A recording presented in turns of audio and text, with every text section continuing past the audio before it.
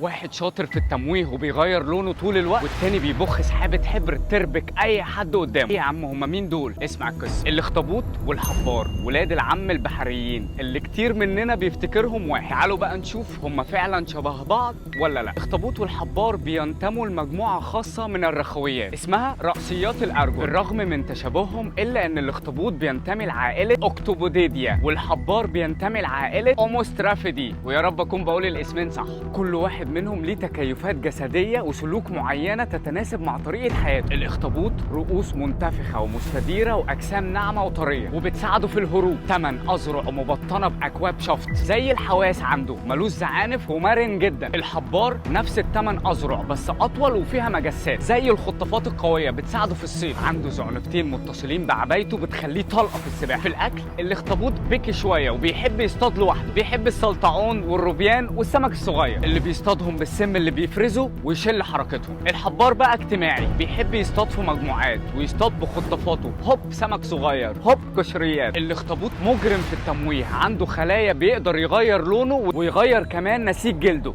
ما بيتشافش يا صديقي. الحبار بقى لو حس بخطر بيرمي سحابة حبر يربك اي حد حواليه. اما في التكاثر الاخطبوطات بتخلف مره واحده وبعدها بتموت، والانثى بتضع البيت لحد ما يفقس وبعدها تتوكل على الله لا تعليق. الحبار بقى بيتكاثر اكتر من مره في حياته، يقعد يحرس البيض لحد ما يفقس بعديها يطير، ويعتبر هو كده ادى مهمته ويسيب بقى المحيط يربيهم. دورهم في النظام البيئي رهيب لانهم بياكلوا الاصغر منهم ويتحكموا في عاداتهم. طبعا هم غذاء للحيوانات الاكبر زي القروش والدلافن وكده. يعني الوهله الاولى تحس ان هم واحد، بس بعد الفيديو ده مالكش حجه بقى يا صديقي، عشان ما تقولش يا مو انت ما قلتلناش الفرق ما بينهم. قول لي بقى ايه اكتر صفه او ميزه عندهم نفسك تبقى عندك؟ عن نفسي سرعه الحبار، اقفل العبايه بوم باتمان ينطلق. انت ايه؟